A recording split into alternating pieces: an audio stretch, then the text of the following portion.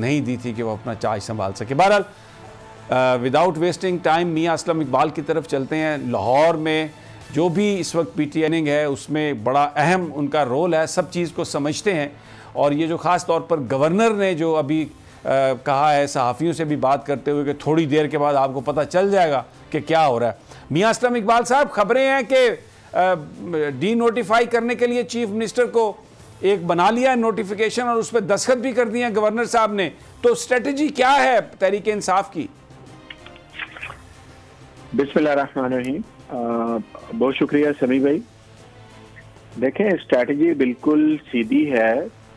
सबसे पहली बात तो ये है कि जो इन्होंने परसों गवर्नर साहब ने और अपोजिशन ने हमारे पास जो चीज़ें जमा करवाई, उसमें जो लेटर सबसे पहले इशू हुआ उसमें वोट ऑफ कॉन्फिडेंस है, नो कॉन्फिडेंस मोशन अपोजिशन की तरफ से है, और उसके साथ साथ स्पीकर और डिप्टी स्पीकर के खिलाफ भी नो कॉन्फिडेंस की मोशन है।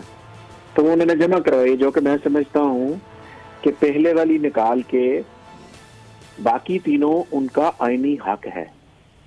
पहले वाला भी उनका आईनी हक बनता है। अगर वो जो इजलास चल रहा है जब ये प्रोरोग हो जाए तो उसके बाद उनका आईनी हक बनता है, लेकिन उसकी वजूहात देनी पड़ेगी। और वजूहात के लिए आपको जाना पड़ेगा आइन के अंदर, और आइन का आर्टिकल जो 130 है और उसका जो सब सेक्शन 7 है, जब आप उसको पढ़ेंगे तो उसमें क्लैरिटी आ जाएगी। तो उस सेक्शन 130 के 7 में जो आइन में लिखा गया, अगर तो उसके मुताबिक है तो फिर तो ठीक है, लेकिन उसके मुताबिक नहीं है तो फिर ये ठीक नहीं है। मिसाल के तौर पे मैं पढ़ देता हूं, the chief minister shall hold office during the pleasure of the governor, but the governor shall not exercise his power under this clause unless he is satisfied that the chief minister does not command the confidence of the majority of the members of the provincial assembly. एक बात होगी। फिर आगे, in which case he shall summon the provincial assembly and require the chief minister to obtain a vote of confidence from the assembly. So पहले उसने reasoning करनी है। अब इन्होंने लेटर में जो रीजनिंग की है हम उसकी तरफ चले जाते हैं। लेटर में रीजनिंग ये की है कि जनाब चौधरी शुजात हुसैन जो है उनको कॉन्फिडेंस नहीं रहा। सुप्रीम कोर्ट के फैसले के मुताबिक जो पीछे आया है कि पार्टी के हेड को कोई तल्लक नहीं होता, जो पार्लियामेंट्री लीडर होता है वही वोट जो है कास्ट करने का पाबंद होता है कि उसने किस तरफ जाना है, वो उसकी मर्जी है पार्लियामेंट्री लीडर की। नंबर 1 ये उन्होंने रीजन दिया, सो ये रीजन खत्म हो गई। दूसरी रीजन उन्होंने की कि ख्याल कास्त्रो साहब ने जो है वो ओथ ले लिया। भाई आपको इससे क्या प्रॉब्लम है? हम किसी को ओथ दे रहे हैं, किसी को ओथ नहीं दे रहे, कोई ओथ ले रहा है, कोई मिनिस्टर बन रहा है, कोई नहीं बन रहा। गवर्नर साहब को क्या मसला है?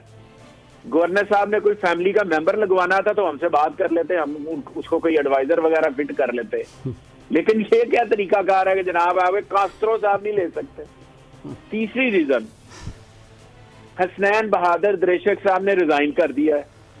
भाई मिनिस्टर रिजाइन भी करते हैं, मिनिस्टर कैबिनेट में भी आते हैं, मिनिस्टर कैबिनेट से बाहर भी जाते हैं। ये कौन सा ऐसा दिमाग बैठा हुआ है अरस्तू का जो गवर्नर हाउस के अंदर बैठ के पुट्ठे सीधे मशवरे दे रहा है? उसके नाम का मुझे पता है कि वो कौन है। वैसे मियां साहब बता ही दें आज कौन है। उसको चाहिए कि एडवाइस वो करे जो बनती है। उस एडवाइस से उसकी खुद इंसल्ट हो रही है तमाम ब्यूरोक्रेसी के अंदर कि पुट्ठे सीधे मशवरे देना ये उसका काम नहीं है, वो सीधी सीधी बात करे। अगली बात जो मैं आपसे कहना चाह रहा हूं वो ये है कि जो इसी आइन के आर्टिकल के अंदर कहते हैं कि in which he shall summon the provincial assembly and require the chief minister to obtain a vote of confidence from the assembly. तो रीजनिंग के बाद रीजनिंग तो उड़ गई। अगर फर्ज करें मैं एज ए सीनियर मिनिस्टर कल कैबिनेट से resign due to some reason, मेरा कोई पर्सनल मैटर है, मैं रिजाइन कर देता हूं, तो ये क्या रीजन बनी? या हम कल 5 मिनिस्टर नए ले लेते हैं तो इनको क्या प्रॉब्लम है? तो ये तो होगी इसकी कि यानी कि रीजनिंग है ही कोई